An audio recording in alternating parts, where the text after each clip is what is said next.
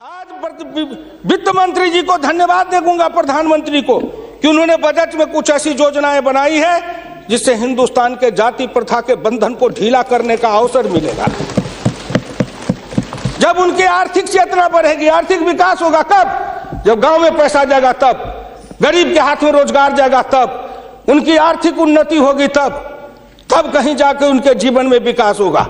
आपने सोचा कि गांव का विकास कैसे होगा? क्या प्रधानमंत्री ग्रामीण सिंचाई योजना कोई मामूली है?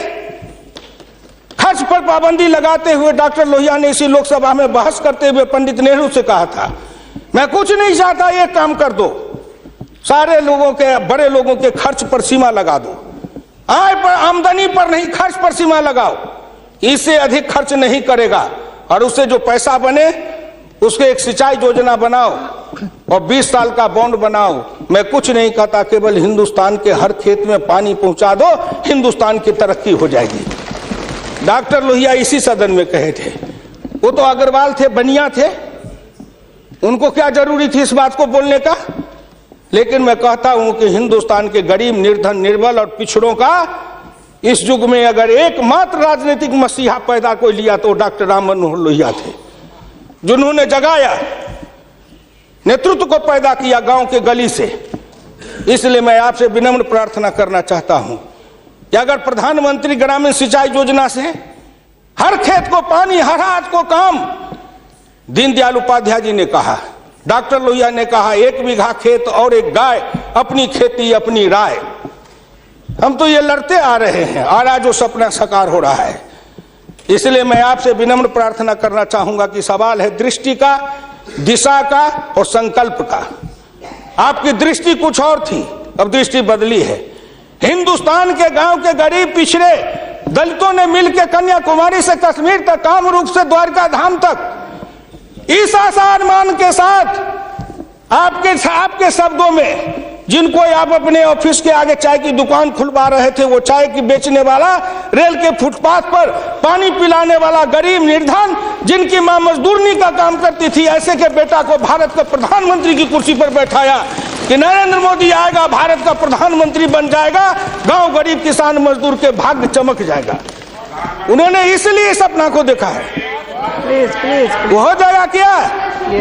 ये 9 महीना में हो जाएगा। आप नेता बोलते थे, मैं सुन रहा था, मुलायम सिंह आदरणीय बोल रहे थे, मेरे साथी हैं, बरसों तक समाजवादी आंदोलन में लड़े, कि 9 महीना में तो बच्चा पैदा हो जाता है। मैंने कहा कितनी वैज्ञानिक बात कर रहे हैं, ये तो वैज्ञानिकता है, प्रकृति का नियम है, 9 महीना में बच्चा पैदा होता है। लेकिन जो बच्चा पैदा होता है, क्या वो बच्चा 9 महीना में फिर बच्चा पैदा कर देगा क्या?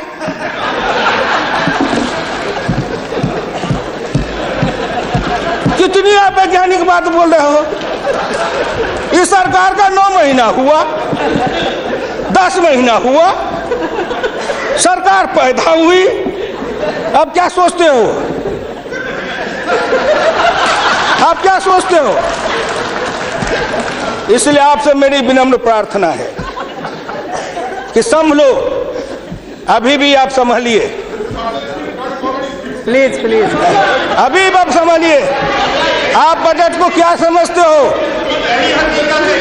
आप बसीर रहिए। मैं वीरप्पा मोइली साहब नहीं हूं। वीरप्पा मोइली साहब आंकड़े बता रहे थे, मैं उन आंकड़ों का जवाब दे रहा हूं कि आपने इतने दिन ये आंकड़े अब हमको पढ़ा रहे हैं। आपने क्या आंकड़े पढ़े थे? आपने आंकड़े पढ़े? 1951 में किसान थे 71.9%, 211 आपका राज, घट के हो गए 45.10 पॉइंट, 26.08 पॉइंट, किसान गायब हो गए। कहाँ गायब हो गए? कहीं नहीं गायब हुए। खेतिहर मजदूर थे 28.1 पॉइंट, और वो घट करके हो गए 17.5, वो बढ़ गए 26.08। अध्यक्ष महोदय, जितना किसान गमा उतना खेतिहर मजदूर बनाया। ये आंकड़े नहीं है क्या? ये सच है कि नहीं? तो आप बजट बनाते रहो। बड़े बड़े अर्थशास्त्री आए, एक विद्वान आए अर्थशास्त्र के, कहां से? वो हार्वर्ड वाले। हमको कहा है हार्वर्ड, हमने कहा देश को कर देगा हार्वर्ड। ये हर्बट वाला हर्बर करेगा। हिंदुस्तानी अर्थशास्त्री चाहिए अरुण जेटली के जैसे। और ये कहां गए बोलिए? अगर ये चौधरी चरण सिंह हिंदुस्तान के जितने कृषि ग्रामीण अर्थशास्त्री हुए, जेसी कुमारप्पा से लेकर चौधरी चरण सिंह तक, सबने एक ही बात कहा, खेती पर से जो जो भार घटेगा त्यों तो गांव की उन्नति होगी, किसान खुशहाल होगा। खेती पर से भार को कम करो। आपने कम किया, लेकिन हमको बनाया क्या? ऑफिसर बनाते, नौकरी देते, उद्योग लगाते, हाथ में काम देते, साइकिल देते, मोटरसाइकिल पर चढ़वाते, तब न समझते। हम किसान थे, हमको मजदूर बना दिया, झुग्गी झोपड़ी में डाल दिया, गंदी जिंदगी, कीड़े की जिंदगी जीने के लिए हमको रख दिया। जो गांव में बसने वाले थे वो 82.7 थे और घट के हो गए 68.08। 14% गांव के लोग गायब हो गए। कहां गायब हो गए? गायब होके कहां गए? आपके यहाँ दिल्ली में फुटपाथ पर सोते हैं, पेड़ के नीचे सोते हैं, पेड़ के नीचे जन्मते हैं, बलते हैं, बढ़ते हैं, पेड़ के नीचे शादी करते हैं, हनीमून बनाते हैं, वहीं फिर बच्चा पैदा करते हैं, फिर पेड़ के नीचे ही अपना परिवार बसाते हैं। हमारे बच्चे को लाया, हाथ में रिक्शा थमाया, ठेला थमाया, फुटपाथ पर काम करवाया, गरीबी से मजदूर किया, कुत्ते के जैसे जिंदगी जीने के हमको मजबूर कर दिया। और ऊपर से आप बताते हैं कि हम अब तुम्हारे लिए क्या दे दिया? फूड सिक्योरिटी दे दिया।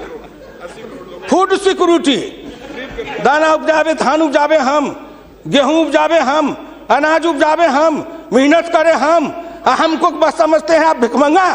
फूड सिक्योरिटी, हर आदमी पर 1 किलो चावल और 3 किलो गेहूं देंगे। आप बड़े बड़े बड़े बजट वाले अर्थशास्त्री वाले हैं, महीना में 1 किलो चावल खा के रहो, एक आदमी 3 किलो गेहूं खा के रहो। ये गरीबी का उपहास है, हमारी निर्धनता और गरीबी का उपहास है। आओ आओ, 1 किलो चावल देते हैं, 1 महीना में खाओ। महीना में 26 रुपया, जिसकी रोज की आमदनी आप कहते हो गरीबी रेखा के नीचे है, और चावल गेहूं बांटेंगे 70% को। क्या आंकड़ा है आपका? यही बजट बनाते थे ना, मैं उसी को कहता हूं, यही आपका आंकड़ा। गरीबी, चावल गेहूं खाए 70-80%, हमको कहो गरीबी की रेखा के नीचे है 26%। कबीरा बाँचे आखिन लेखा, पंडित बाँचे पोथिन लेखा। हम तो आंख से जो देखते हैं वो बोल रहे हैं। आपने क्या किया? हम कम किए, कहते हैं किसान किसान किसान किसान विरोधी है। हिंदुस्तान में 90-91 में 185.2 मिलियन हेक्टेयर खेती की जमीन थी, और आपके राज्य में 2011-12 में 182 मिलियन हेक्टेयर हो गई। ये जमीन कहाँ गई? हम खा गए? हमारे गांव के लोग खा गए? कौन खा गए? जो खाए हो। लेकिन मैं इतना जानता हूं कि आप हमारी जमीन खा गए। और दूसरे तरफ जो गैर कृषि योग्य भूमि थी 90-91 में 21.22 मिलियन हेक्टेयर, 11-12 में हो गए 26.29 हेक्टेयर। गैर कृषि योग्य भूमि बढ़ी है, कृषि योग्य भूमि का ह्रास हुआ। उल्टे बात कहीं पर निगाहें, कहीं पर निशाना। न कुछ मिले तो कुछ कहिए, न कुछ मिले तो विरोधी में गए तो कुछ न कुछ तो कहना है ना, नहीं तो दुनिया कैसे देखेगी कि विरोधी का काम कर रहे हैं। इसलिए आपसे मेरी विनम्र प्रार्थना है, अगर विरोधी का काम भी करना है तो आप अपने नेताओं को कहिए कि कुछ दिन हमारे पास आए, 6 महीना ट्रेनिंग दे देंगे कि हम विरोधी थे तो क्या करते थे। अरे नाटक भी करिए तो किसी डायरेक्टर से सीख तो लीजिए। जो गरीबी का डायरेक्टर है उससे सीखे नहीं, गरीबी का नाटक खेल रहे हैं। ये गांव में नाटक में हनुमान जी का पाठ करने वाला नहीं आया, उसने सोचा कि आज तो नाटक नहीं होगा। एक बहुत मोटा तगड़ा दुकानदार था, उनको पकड़ लाया, कहा तू नाटक कर, केवल खड़ा रहना। और जब वो खड़ा होकर पाठ करने लगा तो रावण ने डांट के कहा कि कहाँ गए, लाओ तेल घी लाओ, इसके पूंछ में आग लगाओ। उसको हुआ कि अब तो जल के मरेंगे। तो कहा हजूर हम तो हनुमान जी नहीं है, हम तो बनिया है, अपनी दुकान चला रहे थे। वैसे ही आप नाटक करिएगा। इसलिए आपसे मेरी विनम्र प्रार्थना है, आपसे मेरी विनम्र प्रार्थना है कि इसको देखिए। दिशा, जब तक आपके पास में दृष्टि नहीं बनेगी